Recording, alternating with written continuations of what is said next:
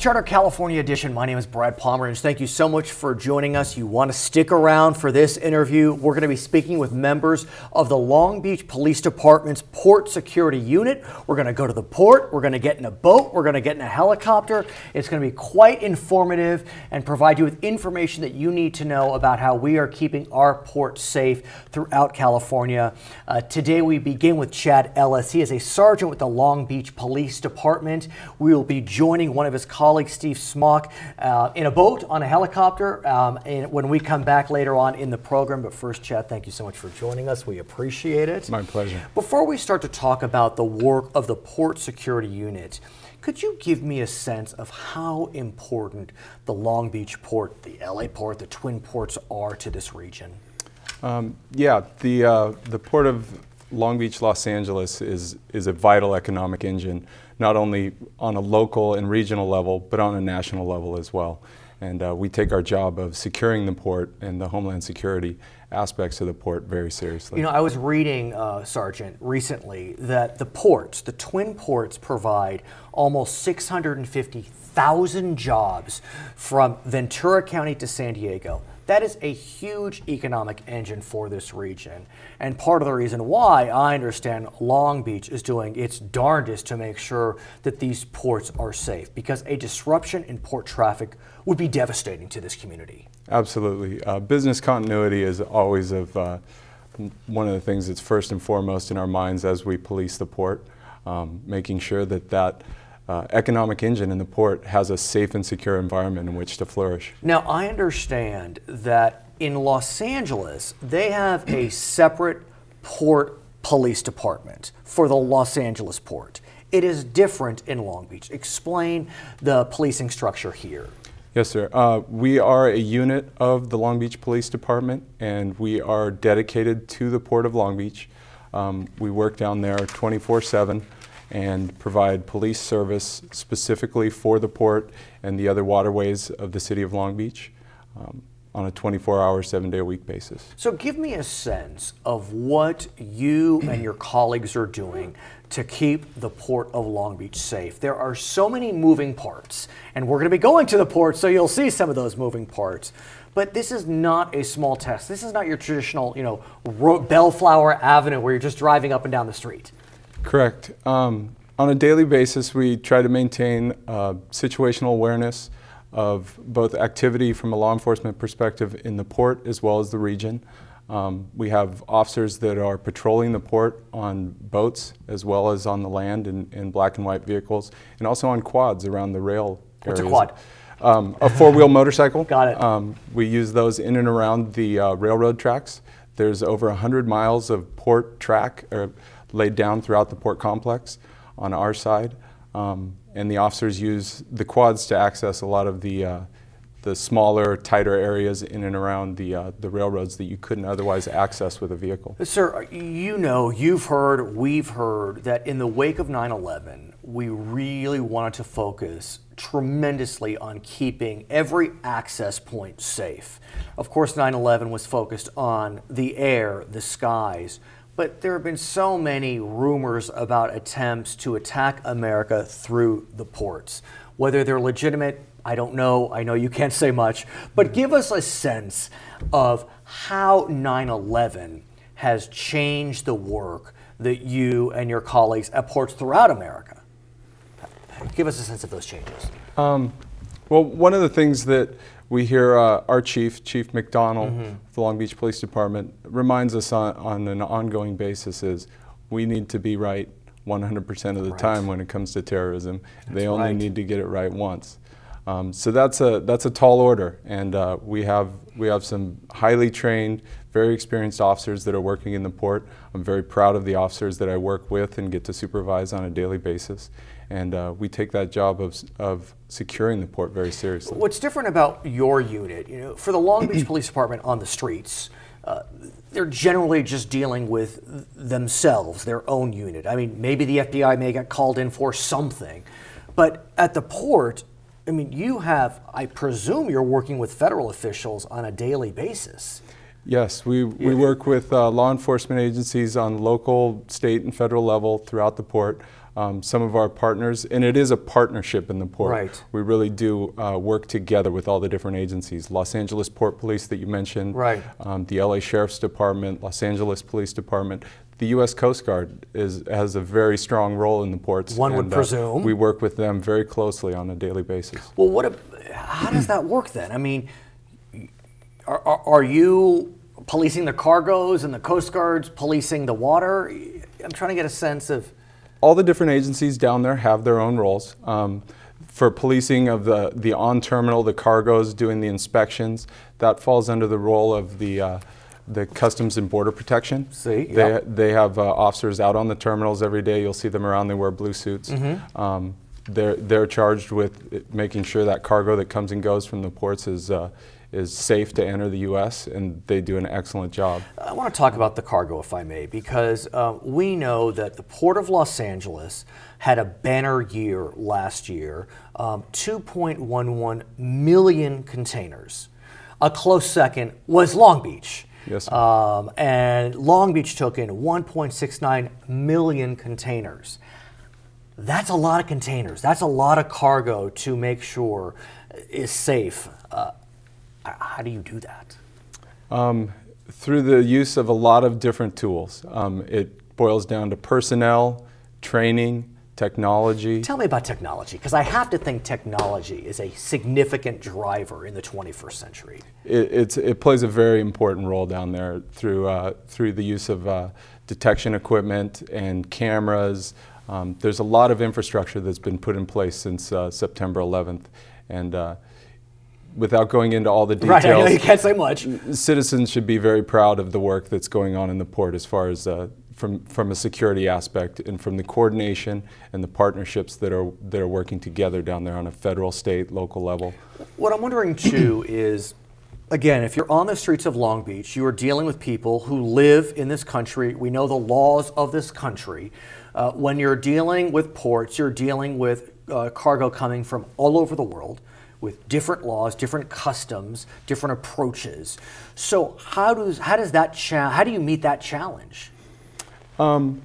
Through inspections, through, as I pointed out, through technology that's in use down there. I guess what I'm trying to figure out is, China, a huge importer into America. A huge amount of traffic comes from China. Suffice it to say, their approach to law is different than ours. Yeah. And so are those challenges ones that really have to be met head on, or are they playing by the rules given that we're dealing with international ports? I think they're playing by the rules for the most part. Mm-hmm. I'm not really qualified to speak to a lot of those type of international type issues, but from what we see on a daily basis, things in the port and the incoming cargo from foreign countries, the CBP does a great job of monitoring that and keeping it in control. Before you take me to the ports, I want to talk to you about how the citizenry can help. So many people in Long Beach work for the ports, and we are thankful for that, and really the surrounding regions. Yeah.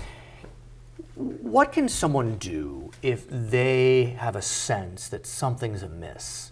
Is there a special line that they can call? Is there a hotline, a tip line, an email? What can they do?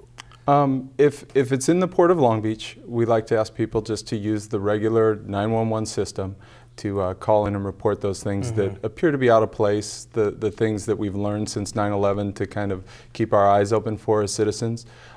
If they see those types of things, people, items, just things that don't look right, that make that make them uncomfortable, it's worth calling in. Let the police, let the appropriate agencies go out and take a look and address it if necessary. Chad Ellis, I want to thank you so much for joining us on California Edition. When we come back, Chad is taking us to the Long Beach port. We're going to be speaking with one of his colleagues, Steve Smock. Smock, is that right? Smock. Smock. He is also a sergeant at the Long Beach Police Department's Port Security Unit. We're going to be going on a boat in the port. We're going to be going in a helicopter and look at a rescue from the Long Beach port. My name is Brad Pomerance. You're watching California Edition. We'll be right back from the Long Beach port. When compared to the largest ports around the world, where do the twin ports of Los Angeles and Long Beach rank? First, third, sixth, or ninth? The twin ports of Los Angeles and Long Beach rank as the 6th largest port in the world. Welcome back. It's Charter California Edition. I'm Brad Pomerance. Yes, we are at the Port of Long Beach, between the Los Angeles port and the Long Beach port. Last year, close to 4 million containers came through those two ports. Long Beach, second largest port in the country, about 1.69 million containers last year. And we have some of the containers behind us, but before we talk to the containers, we'll talk to Steve Smock. He is a sergeant with Long Beach Police Department's Port Security Unit. Sergeant, thank you for joining us. Thank you. What was surprising to me is I didn't realize the containers are exposed. They're really on the boat. Definitely, yeah. They're exposed to the elements. If they were shipping something that needed to be protected, they do have ships that the containers would be underneath the platform. Sure. That would be protected. So every single day, I understand about 12, 15 ships come in and out of the Port of Long Beach. Explain the role of the Long Beach Police Department in those ships coming in and out. Well, it's a lot of containers that are coming in and out. Like we talked about, it's about $1 billion a day industry that these ports represent. So we try to do what we can to protect that cargo coming in and out. We also and what you're doing is you're literally escorting the ships, not necessarily every ship, but some of the ships. So explain that. Right, we escort as many of the ships that we can. It's on a random basis. We get, like you said, about a dozen ships that come in a day, and we try to escort as many of those ships that we can to come into the port and out of the port. But also there's a lot of ships that Customs Border Protection will flag as a higher interest ship, and so we'll definitely put more resources on a ship of that nature. And let us not forget that the Twin Ports is where many cruise ships leave from. I have been on many of those cruise ships, and you know, some of us can get a little nervous that cruise ships can be a source of interest for the bad guys, the terrorists. So you are taking special care of the cruise ships. Explain.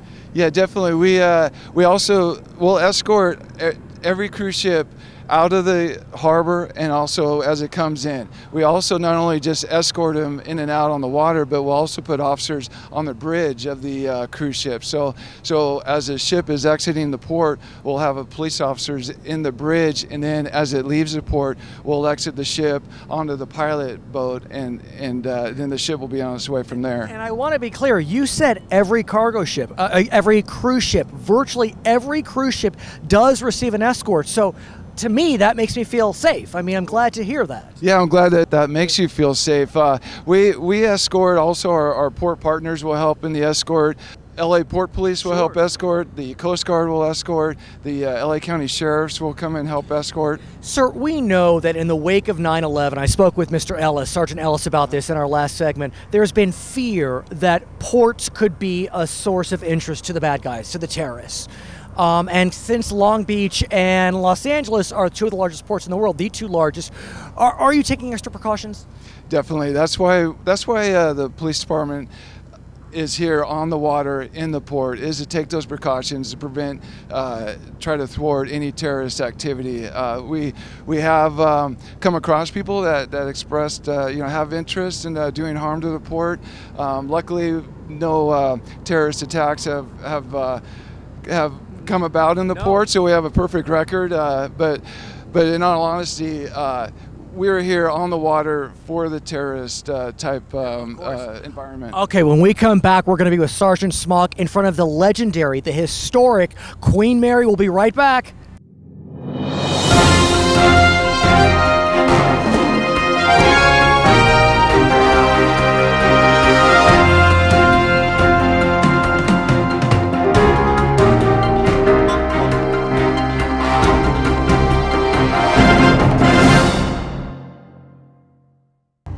So we're back behind me, the historic, the legendary Queen Mary.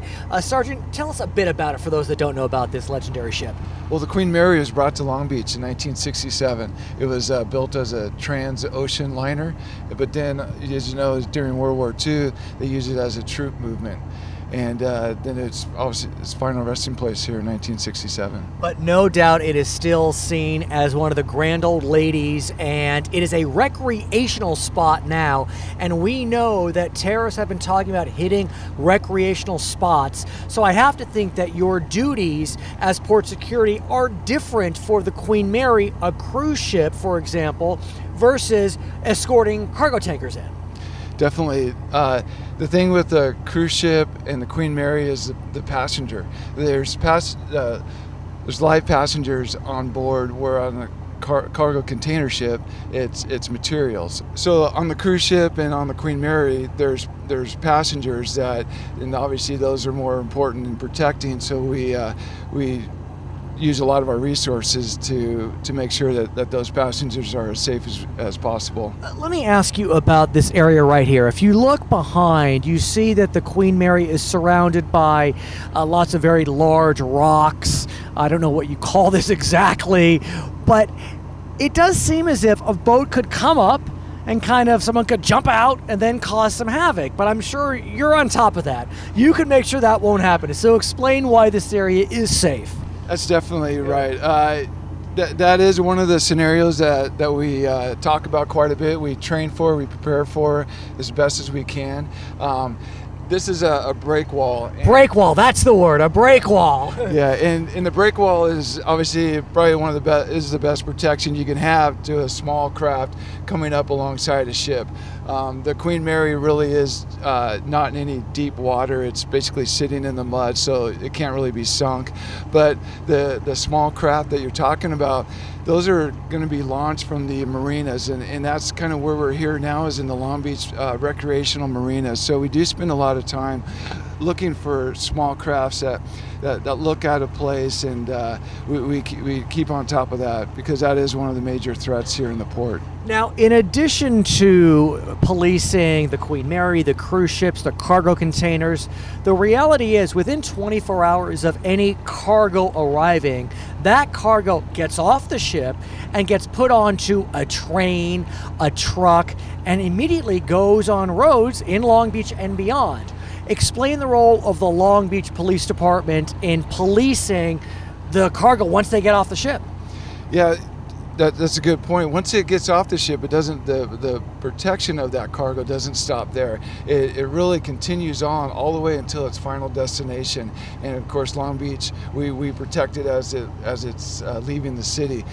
There's railroads that go into all of the container terminals, and we have ATVs that we patrol the railroad tracks on.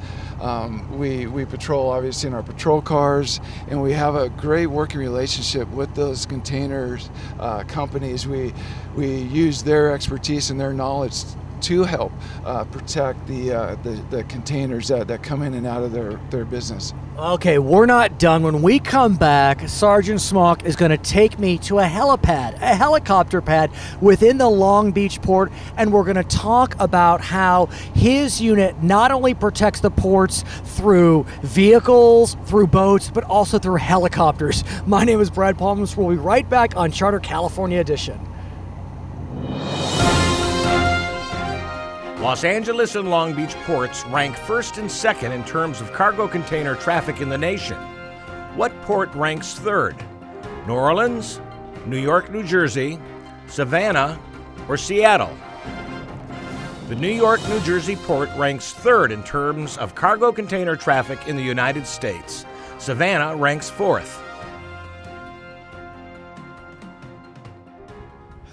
Welcome back to Charter California Edition. I'm still here with Steve Smock. He is with the Long Beach Police Department, the Port Security Unit. We are on top of a tall building inside a Long Beach Police Department helicopter. What are we doing here, Sergeant Smock? Well, we're here today to test our capabilities of actually loading a couple divers in the police helicopter, taking off, doing search patterns over the waterways of Long Beach, finding our target, having the divers then actually jump out of the helicopter and recover what's in the water. So literally, this is a rescue mission. We are about to see a mock rescue mission. That's correct. It's a rescue mission. It could be rescuing a person, a piece of evidence, something that it's time sensitive that if we don't get it now, it could sink. Yeah, so give us some examples of when this unit would be deployed, whether it's this specific unit or one like it.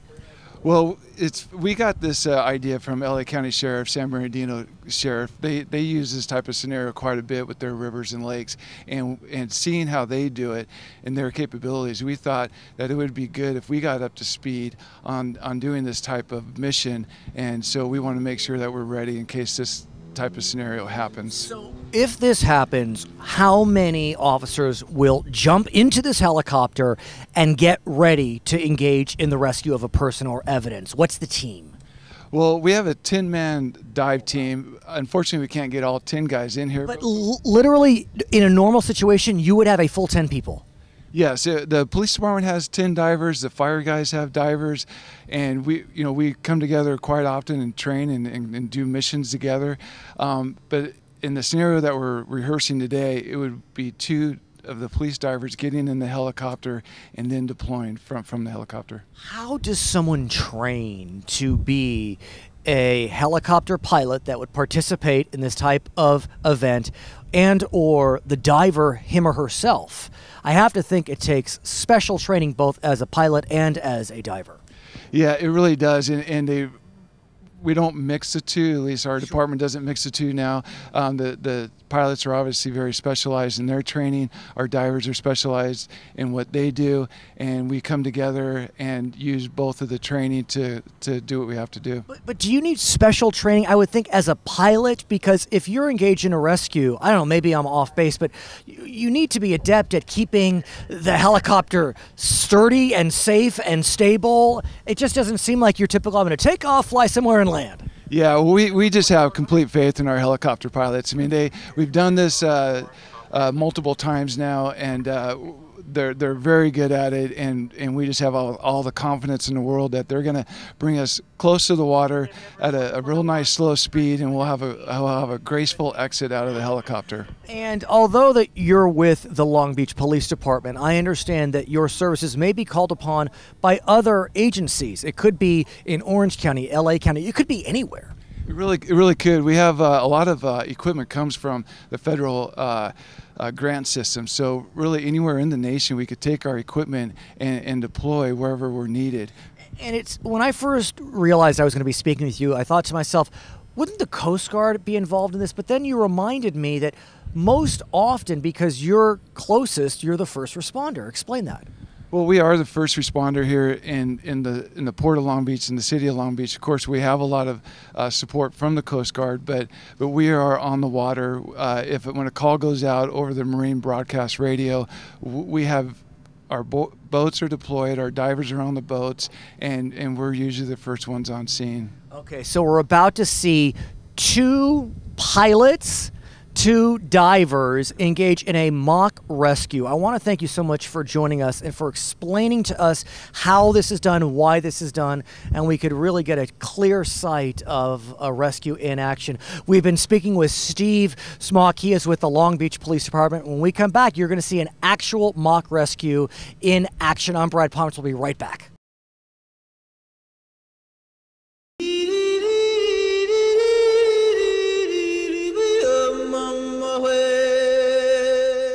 Since 1921, the Long Beach Lions Club have been crusading to help the vision health of every person by providing care and supplies to eye clinics all over Long Beach, including the American Red Cross in times of crisis. Become a Long Beach Lion and make a difference every day in our community. For more information on how you can help, contact the Long Beach Lions Club today.